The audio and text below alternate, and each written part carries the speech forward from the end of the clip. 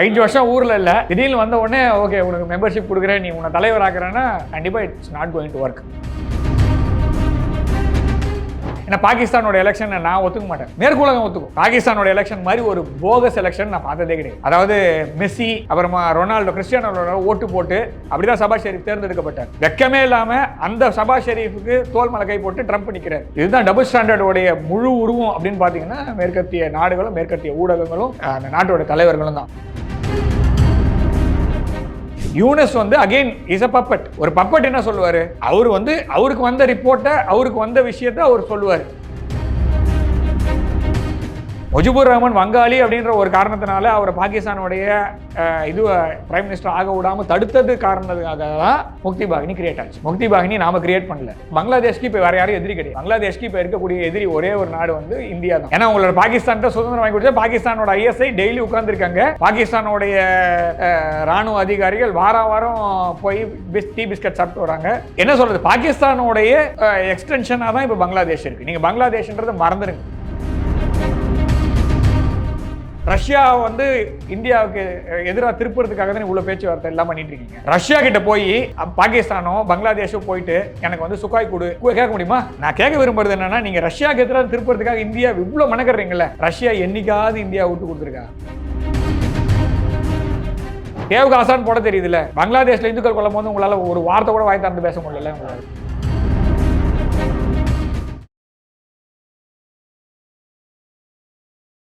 இளையபாரத நேயர்களுக்கு வணக்கம். இன்னைக்கு நம்ம நேர்களில் நம்ம சிறப்பு விருந்தினர் Jio political analyst Ganeshkumar sir அவர்கள் தான். சார் வணக்கம். வணக்கம் சார். லாஸ்ட் டைமே சொல்லியிருந்தீங்க எலெக்ஷன் நடக்குமா நடக்காதா தெரியாது, ரொம்ப டிஃபிகல்ட்டான சுச்சுவேஷன் தான், யூனஸ் நடக்கவே விட மாட்டேன்ற மாதிரி சொல்லியிருந்தீங்க. ஆனால் இப்போ திடீர்னு 17 வருஷம் கழிச்சு லண்டன்லேருந்து பங்களாதேஷ் நேஷனல் பார்ட்டியோட சேர்பர்சனாக இருக்கக்கூடியவர் வந்து திடீர்னு பங்களாதேஷ்க்கு வந்திருக்காரு. இதனால் மாற்றங்கள் ஏற்படுமா? அவர் தான் அடுத்த பிரைம் மினிஸ்டராக மாறுவாரா? அப்பாயின்ட் பண்ண போறீங்களா இல்லை எலெக்ஷன் கண்டக்ட் பண்ண போறாங்களா? அதுதான் கேட்குறேன் நான். என்னோட கேள்வி ரொம்ப சிம்பிள். அதாவது நீங்கள் வந்து ஒரு கார்ட்ஸ் விளையாடுறது, வடிவேல் சார் ஒரு கார்ட்ஸ் விளையாடுற ஒரு சீன் ஒன்று வரும். அத்தனையும் ஜோக்கராக இருந்தால், அதாவது 5 ஜோக்கர் வச்சு நீங்கள் தோக்கறியா, நான் மெயின் செட்டு வேணும்னு கேட்பார். ஆனால் கார்ட்ஸை பற்றி ஒரு ஐடியாவும் இருக்காது. ஆனாலுமே அந்த கார்ட்ஸ் விளையாடும் போது அந்த காமெடியில் அப்படி தான் வரும். இப்போ தாரிகமான ஒரு காமெடினா இல்லை, அது கார்ட்ஸ் அப்படி தானே. நீங்கள் எலெக்ஷன் கண்டக்ட் பண்ணுறதா இருந்தால் நீங்கள் எப்படி ஃபேவரட்டாக ஒரு ஆளை கொண்டு வந்து இறக்குவீங்க? ஸோ இப்போ பங்களாதேஷ்க்கு முதல்ல எலெக்ஷன் நடக்குமா நடக்காதான்ற நான் கேள்வி கேட்டதுக்கான ரீசன் என்னென்னா, அவாமி லீகை பார்ட்டிசிபேட்டே பண்ணக்கூடாதுன்னு ஒரு கண்டிஷனை செட் பண்ணிவிட்டு நீங்கள் எலெக்ஷன் ஃபேஸ் பண்ணுறீங்க. ஸோ அப்படி பண்ண முடியாது உங்களால். ஏன்னா அவாமி லீக் வந்து ஒரு ரொம்ப நாள் ஆட்சி செய்த கட்சி. அந்த நாட்டுக்கு சுதந்திரம் வாங்கி கொடுத்ததே ஷேக் முஜிபுர் ரஹ்மானுடைய அவருடைய கட்சி அது அவாமி லீக். அதில் அவருடைய பொண்ணு தான் அவாமி லீகோட சேர்பர்சனு. அவங்க தான் ரொம்ப நாள் ஆட்சி பண்ணிட்டு இருக்காங்க. அவங்க அதாவது பங்களாதேஷ் வந்து ஓரளவுக்கு ஸ்டெபிலிட்டியாக இருந்தது ஷேக் ஹசீனாவுடைய ஆட்சி காலத்தில் தான். அந்த வண்டியை பஞ்சர் ஆக்கிட்டு அவங்கள வெளியில் அமைச்சிட்டு நீங்கள் அவங்க கட்சியே வரக்கூடாதுன்னு அவங்க ஃபுல் மெஜாரிட்டியில் ஜெயிச்ச கட்சி. அதாவது இது வரைக்கும் ஆட்சி செஞ்சதில் லாஸ்ட்டு எலெக்ஷன் வந்து ஃபேஸ் பண்ணும் போது ஃபுல் மெஜாரிட்டியில், அதாவது அப்போ சமயத்தில் வந்து அவங்க நிற்க மாட்டேன்னு சொன்னாங்க. எதிர்கட்சி, அதாவது இவங்க கலிதுல் ஜியா இருக்காங்க இல்லையா, அவங்களுடைய கட்சி வந்து நிற்க மாட்டேன்னு சொன்னதுனால தான் அவங்க நிற்கலை. அதுக்கப்புறமா அதாவது என்ன சொல்கிறாங்கன்னா, அந்த கட்சி நிற்காதனால 40% வாங்கினாங்க. நீ நின்று ஜெயிச்சிருக்கணும். இல்லை நீ அதாவது மேடை கோணல்னு சொல்ல முடியாது. நீங்கள் முதல்ல அது பண்ணவே இல்லை. நீங்கள் ரெண்டாவது, நீங்கள் இப்போ எலெக்ஷனில் அவங்க நிற்கவே கூடாதுன்னு சொல்கிறது வந்து நீங்கள் எந்த மாதிரி ஒரு கண்டிஷன் செட் பண்ணுறீங்கன்ற ஒரு கேள்வி தான். அதுக்கு மேலே இது வந்து ஒரு ஜோக்கரை ரீப்ளேஸ் பண்ணி இன்னொரு ஜோக்கர்னு நான் சொல்கிறதுக்கான ரீசன் என்னென்னா, இல்லை நான் என்ன கேட்குறேன்னா, அவங்களோட ஜியா அவங்களோட பையன்தான் அது. ஓகே. தரிக் ரஹ்மானுடைய அம்மா தான் வந்து முன்னாள் பிரைம் மினிஸ்டர். ஓகேவா? ஸோ இப்போ ஜியா அவங்களுடைய ஆட்சி காலத்தில் இந்தியாவோட எதிர்ப்பு அப்படின்ற ஒரு மனநிலையில கொண்டு வந்தாங்க அவங்க. அதாவது பங்களாதேஷில் எப்படின்னா 2 கட்சி இருக்குது. ஒன்று வந்து இந்தியாவுக்கு ஆதரவாக இருந்ததுன்னா இன்னொன்று இந்தியா எதிராக இருக்கும். அவாமி லீக் ஆதரவாக இருக்குன்னா பங்களாதேஷ் நேஷனல் பார்ட்டி இந்தியாவுக்கு எதிர்ப்பாக இருக்கும். அப்படி இருந்தால் தான் அவங்க ஓட்டு வாங்க முடியும். ஸோ அப்படி தான், அதாவது ஒன்று ஃபண்டமெண்டலாக எதிர்த்தா தான் உங்களுக்கு வரும் அப்படின்னும் போது அதுக்கு போகும். ஸோ அந்த மாதிரி எதிர்க்கிறதுக்கு காரணம் வந்து அவங்க வேற பக்கம் லீன் ஆகிறாங்க. ஸோ அதாவது ஆப்போசிட் சைடில் லீன் ஆகிறாங்க. இந்தியாவுக்கு எதிர்ப்புறமாக சாய்கிறார்கள். அப்படின்னா பாகிஸ்தான் பக்கம் இருக்கலாம், மேற்குலகம் சைடில் இருக்கலாம். ஸோ அப்போ மேற்குலகத்தால் உட்கார வைக்கப்பட்டவர் தான் உங்களுடைய நோபல் லாரெட் மிகுப்படுத்த மேதாவி யூனஸ். ஸோ அப்போ அவரை தூக்கிட்டு நீங்கள் இன்னொரு மேதாவியை கொண்டு வந்து இறக்குறீங்கன்ற மாதிரி தான். முதல்ல எலெக்ஷன் நடக்குமான்றதே தெரியல. அப்ப யூனஸ் அக்செப்ட் பண்ணிக்குவாரா சார் ரஹ்மான்? அவரு வந்தாரும் ஒத்துப்பார். அதாவது இவர் வந்தா, அதாவது நீங்க அப்படி, அதாவது நான் என்ன கேட்குறேன்னா, யூனிஸ் ஒத்துக்கிறாரு அப்படின்னா நீங்க பார்த்துக்கோங்க. அதாவது ஷேக் ஹசீனா வந்து வேணாம், அவங்களை தவிர வேற யாரா இருந்தாலும் ஓகே அப்படின்ற மாதிரி எலெக்ஷன் கண்டக்ட் பண்ண போறீங்கன்னா அது ஒர்க் ஆக போறதில்லை. முதல் பாயிண்ட். ரெண்டாவது, நீங்க இவரை ஒத்துப்பீங்க, ஷேக் ஹசீனாவுக்கு மேலே மரண தண்டனை கொடுத்துட்டீங்க அப்படின்னா அப்போ நீங்கள் எந்த சைடு உட்காந்துருக்கீங்கன்னு தெரியுது. நீங்கள் வந்து காரணம் மரண தண்டனை எழுதிட்டு மேலே என்ன காரணம்னா ஃபில்அப் பண்ணிக்கோன்ற மாதிரி தான் இருக்கும். ஸோ நீங்கள் வந்து யாருக்காக இந்த கேமை விளையாடுறீங்களோ அவங்களே அந்த நாட்டை விட்டு வெளில போக வேண்டிய சுச்சுவேஷனில் தான் வரும். இதில் வந்து எலெக்ஷன், நான் திரும்ப சொல்கிறேன், எலெக்ஷன் வருமானது சந்தேகம் தான். வந்தாலுமே ஒரு ஸ்டேபிளான ஒரு கவர்மெண்ட் வருமானா கஷ்டம். ஸோ இப்போ இருக்கக்கூடிய நிலைமையில் வந்து Bangladesh has gone to a point where, அதாவது ஒரு திரும்ப முடியாத ஒரு பாதையை நோக்கி பங்களாதேஷ் பயணிக்கிறது. அவங்களுடைய எக்கானமி எப்படி சார் இருக்குது? எக்கானமி ஒன்றும் இல்லை, டு பி ஃப்ராங்க். அதாவது இந்தியாவிற்கான ஐநா சபைக்கான ஒரு தூதர் நம்ம தமிழ்நாட்டை சார்ந்தவர், அவர் வந்து இன்னொரு சேனலில் பேட்டி கொடுக்கறத நான் பார்க்க முடியுது. அவருடைய கவுண்டர் பார்ட் பங்களாதேஷோடைய தூதர் வந்து இவர்கிட்ட ஃபோன் பண்ணி பேசும்போது, இதுக்கு மேலே இந்த நாடு என்ன ஆகும் தெரியலப்பா அப்படின்னு சொல்கிறதா அவர் சொன்னதை நான் கேட்க முடிஞ்சது. ஸோ அதே கருத்தை தான் நான் போன வாரமும் வச்சேன், அதே கருத்தை தான் நான் இப்பவும் வைக்கிறேன். பங்களாதேஷ் வந்து ஒரு மீள முடியாத ஒரு பெரிய சிக்கலை நோக்கி பயணிக்கிறது. அது பங்களாதேஷிற்குள்ளே இருக்கக்கூடிய இந்துக்கள் அப்படின்னு ஆரம்பிச்சிங்கல்ல, அது இந்துக்கள் மாத்திரம் இல்லை, பங்களாதேஷ்குள்ளே இருக்கிற இஸ்லாமியர்களுக்கும், வங்காள மொழி பேசக்கூடிய இஸ்லாமியர்களுக்கும், வங்காளத்தில் இருக்கக்கூடிய மெஜாரிட்டி மக்களுக்குமே கூட மீள முடியாத ஒரு பெரிய துயரமான ஒரு என்ன சொல்றது, ஒரு சிச்சுவேஷனுக்கு தான் கொண்டு போகிற மாதிரி நான் பார்க்குறேன். ட்ரேட் இல்லை, ரொம்ப நாளுக்கு வந்து பிஸ்கட் போட மாட்டாங்க. உங்களை பாகிஸ்தான் போட்டுக்கிட்டு இருக்காங்களா சார்? இல்லை, அதுதான் கொஞ்ச நாளுக்கு தான், ரொம்ப நாள் போட முடியாது. இப்போ நீங்கள் எவ்வளோ இடத்துல போடுவீங்க? இப்போ நிறைய இடத்துல போட முடியாது, அதான் சொல்கிறேன். எவ்வளோ இடத்துல போடுவீங்க? நீங்கள் எல்லா உலகம் முழுக்க போட்டுட்டு இருக்கீங்க. ஓகே, பாகிஸ்தான் நீங்கள் போடுறீங்க, சரி, பங்களாதேஷ்க்கு நீங்கள் போடுறீங்க, அப்புறம் நீங்கள் எவ்வளோ இடத்துல நீங்கள் போடுவீங்க? ஸோ முதல்ல உங்ககிட்ட பிஸ்கட் குறைஞ்சிட்டு வருது அப்படிங்கிறது வந்து அவங்களுக்கு புரியணும். முதல்ல உங்கள் ஊருக்குள்ளே இருக்கிறவங்களுக்கு போட வேண்டிய சுச்சுவேஷனில் இருக்கீங்க. நான் சொல்கிறது மேற்கு உலகத்து நாட்டில் உங்கள் ஊருக்குள்ளே இருக்கிறவங்களுக்கே நீங்கள் இன்னும் எதுவும் ஸ்டடி பண்ணல. உங்கள் ஊருக்குள்ளே இருக்கிற பிரச்சனையை மறைக்கிறதுக்காக திரும்ப நீங்கள் பாகிஸ்தான்லேயும், பங்களாதேஷ்லேயும், ஸ்ரீலங்காலையும், நேபாள்லேயும், மற்ற இடத்துலையும், நீங்கள் ஆசிய கண்டத்தில் இருக்கக்கூடிய நாடுகளும், ஆப்பிரிக்கா கண்டத்தில் இருக்கிற நாடுகளுக்கும் நீங்கள் பிரச்சனை பண்ணிட்டு இருக்கீங்க. இது இந்த 2026 நிற்க போகிறது உறுதி. இந்த மாதிரி ஓட முடியாது. ஸோ எலெக்ஷன்லாம் வராது. வந்ததுன்னு சப்போஸ் இந்த ஆள் ஜெயிச்சாலுமே கஷ்டம்தான். இவர் இந்தியாவுக்கு எதிராக உட்கார வைக்கிறதுக்கு இப்போ யூனிஸ் என்ன பண்ணிட்டு இருக்காரு? அதே தான். இப்போ யூனிஸ்ன்ற ஒரு கார்டை இறக்கிடுங்க, இன்னொரு ஜோக்கரை தூக்கி சொறி வச்சுக்கோங்க, அவ்வளோதான். நீங்கள் எலெக்ஷன் கண்டக்ட் பண்ணீங்கன்னா நீங்கள் அவாமி லீக் திரும்பி ஜெயிப்பாங்க. ஏன்னா அந்த நாட்டுக்கு ஓரளவுக்கு லைட்டு பார்க்கக்கூடிய ஒரு ஆட்சி தான் உங்களுக்கு தேவை. சில இடத்த வேற யாராலும் ரூல் பண்ணவே முடியாது. நீங்கள் வந்து அது வந்து நீங்கள் புரிஞ்சுக்கணும். பேசிக்ஸ் ஆஃப் என்ன சொல்றது, டெமோக்ரஸி அப்படின்னு இருக்கு, அதுக்கு மேலே பேசிக்ஸ் ஆஃப் த டெமோகிராஃபின்னு இருக்கு, அதுக்கு மேலே பேசிக்ஸ் ஆஃப் கல்ச்சர்ஸ் அப்படின்னு இருக்கு. ஸோ இந்த நாட்டில் இருக்கக்கூடிய கலாச்சாரம் அப்படின்னு ஒன்று இருக்கு. அந்த கலாச்சார ரீதியாக யார் வந்து இந்த பாப்புலேஷனை ரூல் பண்ண முடியுமோ அவங்களால தான் உட்கார வைக்க முடியும். நீங்கள் வேற யாரை கொண்டு வந்து உட்கார வச்சிங்களா ரூல் பண்ண முடியாது. நம்மளுக்கு வந்து சக்ஸசிவாக நம்மளுக்கு வந்து ஃபாரின்லேருந்து ரூல், நம்ம இந்திய துணை கண்டத்தை பொறுத்த வரைக்கும் முழுக்க இந்தியா நாடுன்னு சொல்கிறது ஒருங்கிணைந்த இந்தியான்னு எடுத்தாலும், அதுக்கப்புறமா கிட்டத்தட்ட ஒரு 700 வருஷம் 800 வருஷம் இந்தியாவை ஃபாரினர்ஸ் தான் ரூல் பண்ணாங்க. ஓகேவா? இப்போ கூட சில கட்சிகள்லாம் ஃபாரின் கண்ட்ரோலில் தான் இருக்குது அப்படின்னு பேசுகிற மாதிரி இருக்குது. ஸோ அப்படி இருக்கும்போது இவ்வளோ ஃபாரின் கண்ட்ரோல் இருந்தாலும் இந்த நாட்டில் பேசிக்காக நடக்க வேண்டிய விஷயம் நடந்துக்கிட்டே இருக்குல்ல. ஸோ அது வந்து மாறவே இல்லை. நீ எவன் வேணால் வந்து உட்கார வச்சுக்கோ. இதே ரூலை கொண்டு போய் நீங்கள் ஈராக்லேயும் சிரியாலையும் அப்ளை பண்ணி பாருங்க, ஒர்க் ஆகாது. உங்களுக்கு வந்து ஒரே ஒரு ஆட்சி மாற்றம், சதாம் ஹுசைன், அதாவது இந்த ISIS அப்புறமா இந்த இஸ்லாமிக் ஃபண்டமெண்டலிஸ்ட்லாம் சதாம் ஹுசைன் கீழே இருந்தாங்க. இல்லை, அந்த நாட்டில் எல்லாம் அன்னைக்கு பிறக்கல, 2001 அன்னைக்கு பிறந்தவன் தான் இந்த பிரச்சனையெல்லாம் பண்ணான்னு சொல்ல முடியாது அன்னைக்கு நான் சொல்கிறது. அதுக்கப்புறம் தொடர்ந்து இவ்வளோ பிரச்சனை போயிட்டு தானே இருக்குது. ஸோ அந்த நாட்டை கண்ட்ரோல் பண்ணுறதுக்கு ஒரு சில விஷயங்களை கையில் எடுக்கணும்.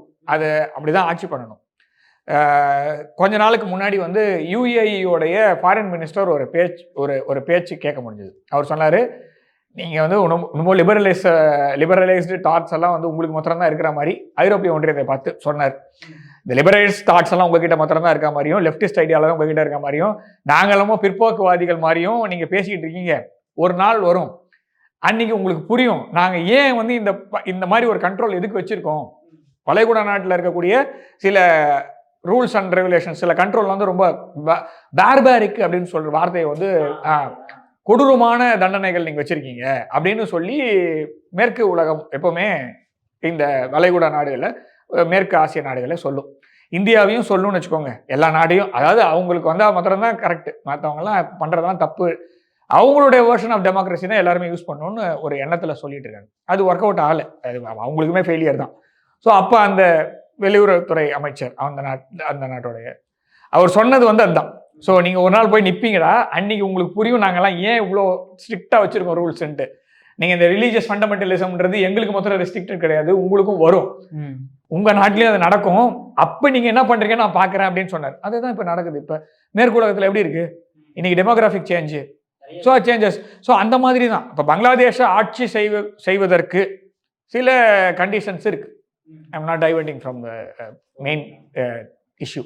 பங்களாதேஷை இப்படி தான் ஆட்சி பண்ணணும், இப்படி தான் ஆட்சி செய்ய முடியும். பாகிஸ்தானை இப்படி தான் ஆட்சி செய்ய முடியும்னா அந்த நாட்டோடைய தோற்றுவிச்ச ஆரம்பம் எப்படி இருக்கோ அது மாதிரி தான் கண்டினியூ ஆகும்.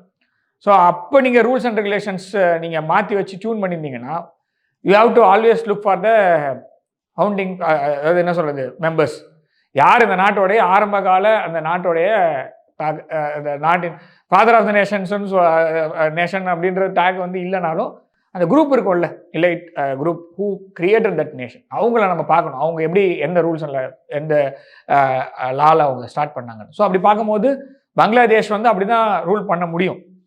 நீங்கள் அதை கொண்டு வந்து நான் வந்து சிங்கப்பூர் ஆக்குறேன், அமெரிக்கா ஆக்குறேன்னா முடியாது. அமெரிக்கா வேணால் பார்க்கலாம், சிங்கப்பூர்லாம் ஆக்க முடியாது.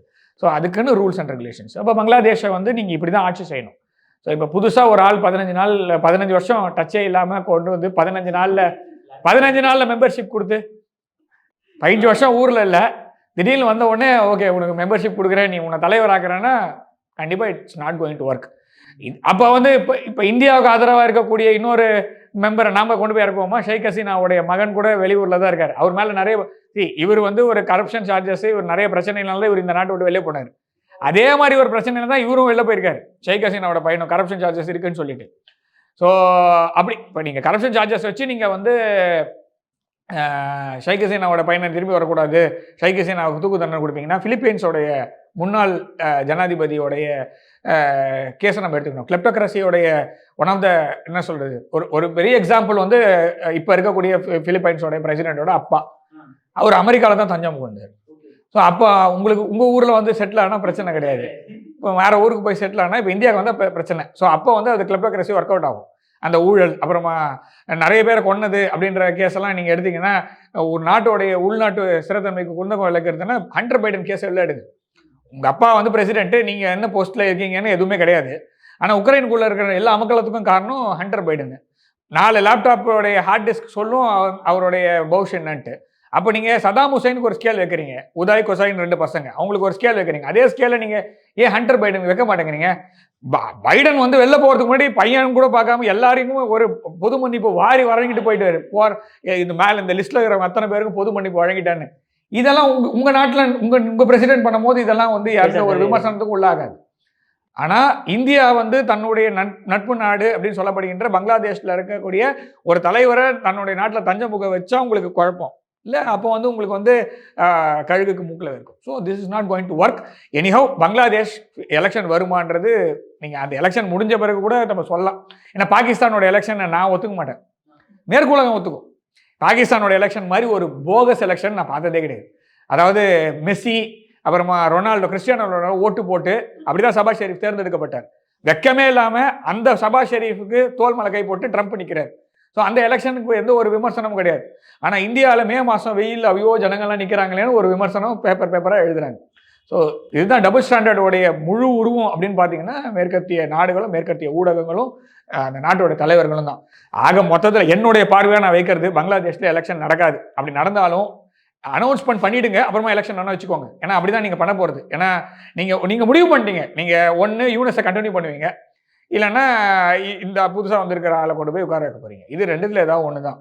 ஸோ தாரிக்கு எனக்கு தெரிஞ்ச வரைக்கும் உட்கார வச்சாலுமே அது பங்களாதேஷ் இருக்கக்கூடிய நிலைமையில் அட்லீஸ்ட் ஒரு 6 மாதம்னா வந்து ஒரு மிலிட்ரி ரூல் கொண்டு வந்து பக்கத்தில் இருக்கிறவங்களோட, அதாவது யார் பக்கத்தில் இருக்காங்களோ யார் மெயின் ஸ்டேக் ஹோல்டர்ஸோ அவங்கக்கிட்ட விட்டுட்டு போனால் மாத்திரம்தான் 1971 ரிப்பீட் டெலிகாஸ்ட் பண்ணுங்க, அப்போ தான் பங்களாதேஷ் மீண்டு வரும். இப்போ நான் சொல்கிறது வந்து உடனே நீ இந்தியன் அதனால இப்படி பேசுகிறேன்னு, இதே பிரச்சனை தான் 1970லேருந்து 71 இருந்தது. அதாவது சில கண்ட்ரீஸில் மாத்திரம், சில ஸ்டேட்ஸில் மாத்திரம் தான் அனார்கி வந்து ஒர்க் ஆகும். இப்போ இந்தியாவில் ஒர்க் ஆகும், சைனாவில் ஒர்க் ஆகும், இதெல்லாம் ஓல்டு சிவிலைசேஷன், அதனால அனார்கி ஒர்க் ஆகும். ஸோ அனார்கி வந்து இந்தியாவிலேருந்து பிரிஞ்சு போன பார்ட்டு தான். ஆனால் 200 வருஷமாக அந்த thoughts, cultural contribution of other countries, cultural influence of other countries பாகிஸ்தான்லேயும் இருக்குது, பங்களாதேஷ்லேயும் இருக்குது. அதனால தான் இந்த மாதிரி பிரச்சனை இந்தியாவுக்கு வரும்போது, அப்படி இந்தியாவில் வந்து ஆட்சி ஒரு ஸ்டேபிள் கவர்மெண்ட் இல்லைனாலும் இந்தியா வந்து ஓடும். அது ஓடுறதுக்கான காரணம் வந்து இந்த மக்கள் பொறுத்த வரைக்கும் இந்த சொசைட்டி இதை தாங்கியிருக்கு. 700 வருஷம் எவன் வேணா வந்து விடா, நான் இங்கே பார்த்துக்கிறேன் அப்படின்ற மாதிரி இந்த அனார்கியல் சிச்சுவேஷனில் India can push, Bangladesh can not push. So அப்போ அந்த பங்களாதேஷை வந்து நீங்கள் திருப்பி எடுக்கணும்னா, என்னுடைய பார்வையில் நான் வைக்கணும்னா, மிலிட்ரியோடைய சீஃப் வந்து கையில் கண்ட்ரோல் எடுத்து ஷேக் ஹசீனாக்கு என்ன பண்ணாரோ அதே மாதிரி ஒரு 45 நிமிஷம்ன்றது பதில் 2.5 மணி நேரம் கூட கொடுங்க. ஏன்னா கொஞ்சம் தூரம் ட்ராவல் பண்ணவர், இன்னும் இந்தியா பக்கம் வரப்போகிறதில்ல. அந்த பக்கம் தாய்லாந்து பக்கம் போனாலும் சண்டை நடக்குது. ஸோ ஒன்று தைவான் பக்கம் சேர்த்துப்பாங்களா சேர்த்துக்க மாட்டாங்களான்னு தெரியாது. ஸோ அதனால் ஒரே வழி வந்து அவர் வந்து வளைகுடா நாடுகளில் போகணும். அட்லீஸ்ட் அங்கே இருக்கக்கூடிய ஏதாவது ஒரு அமெரிக்காவோடைய ஆதரவு பெற்ற, இல்லைன்னா யூகேவோட ஆதரவு பெற்ற ஒரு நாட்டில் போய் தஞ்சம் போகணும். ஒரு 2.5 மணி நேரம் வந்து அவர் காரிடார் கொடுத்துருங்க, போட்டோம். இல்லை பாகிஸ்தானில் கூட போய் வரலாம். அவருக்கு வந்து அந்த இடத்துல ஒரு ஃபுல், ஏன்னா 2 பேரும் ஒரே கண்ட்ரோலில் தானே இருக்காங்க. பொம்மலாட்டத்தில் எல்லாரும் கயிறும் ஒரே இடத்துல தான் போகுது. ஆனால் நீ அங்கே போய் உட்கார வச்சுக்கோ. ஆனால் மிலிட்ரி கண்ட்ரோலில் கொண்டு வந்து, ஸோ ஃபுல் லா அண்ட் ஆர்டரை வந்து செட்டில் பண்ணி, உங்களுடைய அந்த ரேடிக்கல் ஃபண்டமெண்டலிசம் அதை வந்து நீங்கள் வந்து பாகிஸ்தான் கிட்ட இப்போ கடன் வாங்கியிருக்கீங்க, அதை முழுசாக ஓன் பண்ணுறதுக்கு முன்னாடி அதை கொண்டுடுங்க. அந்த ஃபண்டமெண்டலிசம் வந்து வெளியில் இப்போதைக்கு தாண்டி அவங்க என்ன எதிர்பார்க்குறாங்கன்னா, இந்த ரேடிக்கல் ஃபண்டமெண்டல் இந்த இஷ்யூ வந்து அவங்களோட எல்லையை தாண்டி இந்தியாவுக்குள்ளே வரும்னு எதிர்பார்க்குறாங்க. அதை தான் பிளான் பண்ணுறாங்க. அது இப்போதைக்கு வரப்போகிறது இல்லை. ஸோ இப்போ வெளில வரப்போகிறது இல்லை, உள்ளுக்குள்ளேயே இருக்க போகுதுன்னா என்ன ஆகும்? உள்ளுக்குள்ளே இன்னும் எரியும். நீங்கள் இந்துக்கள் 2 கோடி அப்படின்ற ஒரு நம்பர் இருக்குது. ஸோ அதை ஆமாம், அந்த மாதிரி ஒரு நம்பர் சொல்கிறாங்க. ஸோ அது வரைக்கும் போகுதுன்னா அதையும் மீறி நீங்கள் வந்து உள்ளுக்குள்ளே மற்ற ஓரளவுக்கு தான் எல்லாமே கண்ட்ரோலில் இருக்கும். நெருப்புக்கு வந்து ஒரு மதமோ ஜாதியோ அதெல்லாம் தெரியாது, யார் கொளுத்தினாலும் எரியும். ஸோ ஆல்ரெடி எரிஞ்சுட்டு இருக்கு. அது உள்ளுக்குள்ளே ரொம்ப எரியாமல் பார்த்துக்கிட்டது வந்து அந்த ஆர்மியோட கண்ட்ரோலில் தான் இருக்குது. அந்த ஆர்மி திரும்பி ஐஎஸ்ஓட கண்ட்ரோலில் இருந்து அது வந்து சிஐயோட கண்ட்ரோலில் போய், ஸோ அது வந்து உள்ளுக்குள்ளே முழுசாக எரியும்னா, அகைன் போன வாரம் சொன்ன அதே கண்டினியூஷன் வந்து சொன்ன மாதிரி, போன வாரம் சொன்ன மாதிரி அதே மாதிரி ஒஸ்மானை கொண்டது வந்து யூனஸ் தான் அப்படின்னு அவர் ரிலேட்டிவ்ஸே வந்து சொல்ல ஆரம்பிச்சு. இல்லை அவ்வளோதான். இது வந்து எங்க பேசிக் ஆஃப் எனி ஒரு கொலை நடக்குதுன்னா அந்த கொலையோட பேசிக்கான ஒரு விஷயம் பார்க்கணும்னா அதான் நான் சொன்னேன் சார். பட் ஆனால் ஓஸ்மான் வந்து நம்ம யூனஸ்க்கு கொஞ்சம் சப்போர்ட்டிவாக தான் சார் பண்ணாரு. எதுக்காக சப்போர்ட் பண்ணாரு? அது விஷயம் அவாமி லீக் அவ்வளோதான். நீங்க வந்து இது எல்லா விதமான அரசியல் கொலை, ஏதோ சொல்லலாம், இது அரசியல் கொலை. 2வது எலெக்ஷன் கண்டக்ட் பண்ணக்கூடாதுன்னா என்னென்ன செஞ்சா எலெக்ஷன் கண்டக்ட் பண்ணாமல் இருக்க முடியுமோ அதுக்கு. யூனஸ் வந்து என்ன, யூனஸ் வந்து you think he is a saint? No, Yunus வந்து அகெயின் இஸ் எ பப்பட். ஒரு பப்பட் என்ன சொல்லுவார்? அவர் வந்து அவருக்கு வந்த ரிப்போர்ட்டை, அவருக்கு வந்த விஷயத்த அவர் சொல்லுவார். ஸோ அவர் வந்ததை தான் பார்க்க முடியும். ஸோ அப்போ அவரை காப்பாற்றிப்பாரா, இல்லை அவருடைய பவரை வந்து எக்ஸசைஸ் பண்ணுறதுக்கு பார்ப்பாரா, இல்லைனா எலெக்ஷன் கண்டக்ட் பண்ண விட்டுட்டு இன்னொரு வேற ஒருத்தனை கொண்டு வந்து உட்காரு? நான் அதுதான் சொன்னேன், பங்களாதேஷ் வந்து அந்த கண்ட்ரோல் மீறி போயிடுச்சு. அது ஆரம்பிச்சது ஜூலை 2024 ஆரம்பித்த போது அது சும்மா சாதாரணமாக தான் ஆரம்பிச்சது. ஆனால் அதோடைய வீரியம் வந்து இவங்க ஆரம்பித்த விதம், அப்புறமா இன்டாக்ட்ரினேட் பண்ண விதம், உள்ளுக்குள்ளே இருக்கிற ராடிக்கல் ஃபண்டமெண்டலிசம் அவங்கள வந்து இன்டாக்ட்ரினேட் பண்ண விதம்லாம் வந்து ரொம்ப மோசமான ஒரு கிளாஸஸ் நம்ம பார்க்க முடியுது. ஸோ அது வந்து என்ன சொல்கிறது, பாகிஸ்தானோடைய எக்ஸ்டென்ஷனாக தான் இப்போ பங்களாதேஷ் இருக்குது. நீங்கள் பங்களாதேஷ்ன்றதை மறந்துடுங்க. நான் சொல்கிறது வந்து கொஞ்சம் கஷ்டமாக தான் இருக்கும். நான் திரும்ப சொல்கிறேன், பங்களாதேஷை நீங்கள் பங்களாதேஷ்னு பார்க்காதீங்க. அது வந்து இப்போ பங்களாதேஷாக இல்லை. அது வந்து பங்களாதேஷாக மாறணும்னா அந்த நாடு வந்து ஆர்மியோட கண்ட்ரோலில் போனால் மாத்திரம்தான் மாறும். நீங்கள் வந்து எலெக்ஷன் கண்டக்ட் பண்ணாலுமே திரும்ப வந்து நீங்கள் ஒரு தப்பு மேலே தப்பு பண்ணுறீங்க. ஒரு புல்லட் உண்டு மேலே ₹1 பேண்டேஜ் ஒட்ட ட்ரை பண்ணுறீங்க, அவ்வளோதான். நான் ரொம்ப சிம்பிளாக சொல்கிறேன், you need a surgery for Bangladesh. So it's not going to end well. So ஏன்னா அது நீங்கள் தான் ஆரம்பிச்சிங்க, நம்ம எதுவும் பண்ணல. 1971 அவங்க தான் ஆரம்பித்தாங்க. அப்போ முக்தி பாகினி ஏன் வந்தது அப்படின்னா, முக்தி பாகினியை கிரியேட் பண்ணது யாரு? இந்தியான்னு சொல்லுவாங்க. இல்ல, முக்தி பாகினியை கிரியேட் பண்ணது பாகிஸ்தான். ஏன்னா அங்க இருக்கக்கூடிய உள்நாட்டில் இருக்கக்கூடிய சிறுபான்மையினரையும், அங்க இருக்கக்கூடிய வங்காள மொழி பேசுறது, அப்போ சொல்ல பாகிஸ்தான் யூனிஃபைடா இருந்தது அப்ப. ஓகேவா? வெஸ்ட் ஈஸ்ட் 2 இருந்தது. ஸோ அப்போ யூனிஃபைடா இருந்த பாகிஸ்தான்ல வங்காள மொழி பேசுபவர்கள் அடக்குமுறை பண்ணதுனாலையும், முஜிபுர் ரஹ்மான் வங்காளி அப்படின்ற ஒரு காரணத்தினால அவர் பாகிஸ்தானுடைய இது பிரைம் மினிஸ்டர் ஆக விடாம தடுத்தது காரணத்துக்காக தான் முக்தி பாகினி கிரியேட் ஆச்சு. முக்தி பாகினி நாம கிரியேட் பண்ணல. முக்தி பாகினியை அவங்க தேவையான ஹெல்ப்பை நம்ம செஞ்சோம். ஆனா கிரியேட் பண்ணவன் தான் பிரச்சனை. யார் கிரியேட் பண்ண? நீ தான் கிரியேட் பண்ண. அதே விஷயத்தை தான் இப்ப திரும்பி இவங்க பண்றாங்க. இப்ப அடிக்க வாங்கினே இருக்காங்க. ஒரு பாயிண்ட் ஆஃப் டைம் மேல உள்ள இருக்கிறவங்க எழுந்துப்பாங்க. ஆமா, நிச்சயமா. அது ஆப்வியஸ். நான் எழுந்துக்கோன்னு சொல்ல, திருப்பி நான் வந்து I am not instigating any violence. ஒருத்தனை போட்டு அடின்னு அடிச்சுனே இருக்க உள்ளுக்குள்ள. ஒரு பாயிண்ட் ஆஃப் டைம்ல எப்படியும் போறோம்னு முடிவு பண்ணிட்டோம். ஸோ ஒரு மாற்றத்தை கொண்டு வந்துட்டு போறோம்னு ஒரு திரும்புறான்னு வச்சுக்கோங்க. எவ்வளவு நாள் நாய் தருதுன்னு ஓட முடியும்? ஒரு பாயிண்ட் ஆஃப் டைம் திரும்புறான், கல்ல கெடுக்கிறான் கையில. அப்போ அந்த நாடு என்ன ஆகுமோ ஆகும். ஸோ அமைதியா இருக்கிற வரைக்கும் தான் எல்லாமே. சாது மிரண்டா காடு கொள்ளாது. ஸோ சாதுவை மிரள வைக்கிறதுக்கான எல்லா விதத்தையும் இவங்க செஞ்சுட்டு இருக்காங்க. ஸோ கிறிஸ்துமஸ் கொண்டாட்டத்தில் இவங்களுக்கு பிரச்சனை இருக்குது பங்களாதேஷில். நீங்கள் வந்து ஒரு பக்கம் மாத்திரம் தான் பேசுகிறீங்க. நீங்கள் இன்னொரு பக்கமும் ஐரோப்பிய ஒன்றியம் மாதிரி நம்ம இருக்க வேண்டாம். ஐரோப்பிய ஒன்றிய நாடுகள் கிறிஸ்டியன்ஸ்க்கு பிரச்சனை மாத்திரம் தான் பேசும். அமெரிக்காவும் கிறிஸ்டியன்ஸ் கொண்டு தான் பேசும். ஆனால் இப்போ அது கூட பேச மாட்டேங்குது. ஆமாம் சார், ஆமாம். கிறிஸ்மஸ் கொண்டாடினதுக்காக சில பேர் தாக்கப்பட்டிருக்காங்க. கிறிஸ்டியன்ஸால் அவங்களுடைய ரைட்ஸ் எக்ஸசைஸ் பண்ண முடியல. ஸோ இது வந்து மேற்குலகம் ஒத்துக்குதா? இந்திய எதிர்ப்புக்காக ஒத்துக்கிறேன்னு போனீங்கன்னா நாளைக்கு உங்கள் ஊர்லேயும் இது நடக்கணும்னு சொல்ல. திருப்பி நான் என்னோட வார்த்தைகளை ரொம்ப கேர்ஃபுல்லாக தான் பிரயோகம் பண்ணுறேன். உங்கள் ஊரில் நடக்கும். ஏன்னா உன்னோட எண்ணம் கேவலமான ஒரு எண்ணம். ஸோ இந்து பண்ணால் பிரச்சனை. அந்த இந்துக்களை காலி பண்ணுறதுக்காக நான் கிறிஸ்டியன்ஸ் அடி வாங்கினாலும் கம்முன்னு இருப்பேன் அப்படின்ற ஒரு எண்ணத்தில் நீங்கள் ஸ்டாண்ட் எடுக்கிறீங்கன்னா ஒரு சில நாடுகள், உங்கள் ஊருக்குள்ளேயும் அந்த பிரச்சனை வரும். அப்போ நாமும் அதே ஸ்டாண்ட் எடுப்போம்.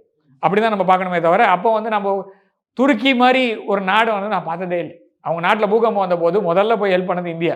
ஆனால் இந்தியாவுக்கு எதிராக பாகிஸ்தானோட தோல் மேலே கை போட்டு பங்களாதேஷ்க்கு இன்னைக்கு ஹெல்ப் பண்ணுற அளவுக்கு உட்காந்துருக்கிற ஒரு கேடுகட்ட ஒரு எண்ணத்தை கொண்ட ஒரு மக்களை கொண்ட நாடாக தான் துருக்கியோட ஏதோ சம் ட்ரோன்ஸ்லாம் வாங்குறத பங்களாதேஷ் கொடுப்பாங்க. அதை விடுங்க. பிரான்ஸ் வந்து விமான எதிர்ப்பு ஏவுகணையை வந்து பங்களாதேஷ்க்கு கொடுக்கறதா பேச்சுவார்த்தை போயிட்டு இருக்கு. ஸோ அதை தான் நான் ஒரு கேட்க விரும்புகிறேன். என்னன்னா, நீங்கள் ரஃபேல் இந்தியா கொடுப்பீங்க, இந்தியா சொல்கிற பேச்சு கேட்க மாட்டேங்குது, அமெரிக்காவோட சொல்கிற பேச்சு கேட்க மாட்டேங்குதுன்றதுக்காக உங்களோட ஃபாரின் பாலிசியை மீறி இந்திய எதிர்ப்பு. பங்களாதேஷ்க்கு இப்போ வேறு யாரும் எதிரி கிடையாது. பங்களாதேஷ்க்கு இப்போ இருக்கக்கூடிய எதிரி ஒரே ஒரு நாடு வந்து இந்தியா தான். ஏன்னா உங்களோட பாகிஸ்தான்கிட்ட சுதந்திரம் வாங்கி கொடுத்தா பாகிஸ்தானோட ஐஎஸ்ஐ டெய்லி உட்காந்துருக்காங்க. பாகிஸ்தானோடைய இராணுவ அதிகாரிகள் வாரம் போய் டீ பிஸ்கட் சாப்பிட்டு வராங்க. கண்ட்ரோல் ஆல்மோஸ்ட் அவங்க கையில் தான் இருக்குது. ஸோ அப்போ எதிரிகள் அப்படின்னா சைனா கிடையாது. ஓகேவா? ஸோ அப்போ 3 பக்கம் இந்தியா, ஒரு பக்கம் கடல். இப்போ நீங்கள் பங்களாதேஷ்க்கு சர்ஃபேஸ் டு ஏர் மிசைல் கொடுக்கறதுக்கான ரீசன் என்ன?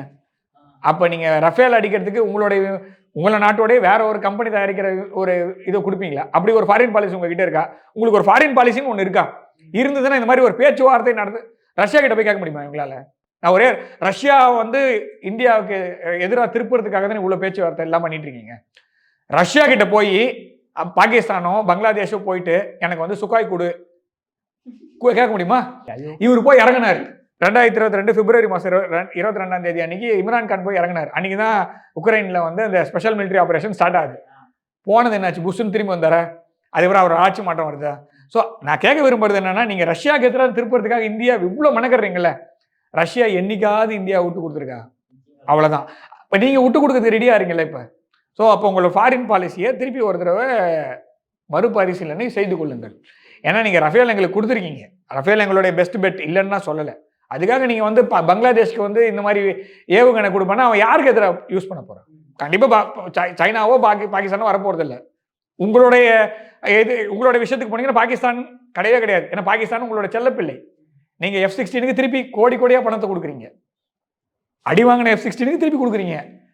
சைனா நீங்கள் சைனாவை அந்த இடத்துல இருந்து உங்களால் கண்டிப்பாக எதிர்க்க போகிறது இல்லை. உங்களுடைய ஜியோ பொலிட்டிக்கல் கெயின்காக அந்த இடத்துல இருக்க செயின்ட் மார்ட்டின் ஐலாண்டை உங்களுக்கு வேணுன்றதுக்காக தான் நீங்கள் இவ்வளோ பண்ணுறீங்க. அது வந்து உங்களால் இப்போ எடுக்கக்கூடிய நிலைமையில இருக்கான்னு பார்த்துக்கோங்க. உக்ரைனில் உங்களோட நிலைமை என்ன? காசா போயிடுச்சு. காசாவோட இஷ்யூ முடிஞ்சு போச்சு. இஸ்ரேலே நீங்கள் கை கழுவி விட வேண்டிய நிலைமையில தான் இருக்கீங்க. இஸ்ரேல் நீங்கள் கை கழுவி விடுவீங்க. ஏன்னா இவங்க இதே அமெரிக்காவும் மேற்குலகமும் பாலஸ்தீன் கூட அண்டர் டீல் பண்ணியிருக்காங்க. இவங்க பாகிஸ்தான் வந்து ஜோர்டானுக்கு சப்போர்ட் பண்ணி பாலஸ்தீன் மக்களை கொண்டு நம்ம ஊரில் சொல்லுவாங்க சேவ் பாலஸ்தீன் ஃபுல்லாக ட்ரெண்ட் பண்ணிட்டு இருப்பாங்க நம்ம ஊரில். அதாவது இந்துக்களை பங்களாதேஷில் கொண்டா உங்களுக்கு எந்த ஒரு பிரச்சனையும் வராது. இங்கே இருக்கக்கூடிய மெஜாரிட்டி பாப்புலேஷனுக்கும் சரி, இந்த ஸ்லோகன்ஸ் ரைஸ் பண்ணுறவங்களுக்கும் சரி, சேவ் காசான்னு போட தெரியுதுல்ல. பங்களாதேஷில் இந்துக்கள் கொள்ளும் போது உங்களால் ஒரு வார்த்தை கூட வாய் திறந்து பேச முடியல உங்களால். Okay sir. சார் அற்புதமாக விளக்கம் கொடுத்தீங்க சார். உங்கள் பொன்னான நேரத்தை இளையபாரனுக்கு மிக்க நன்றி சார். வந்தே மாதரம் சார்.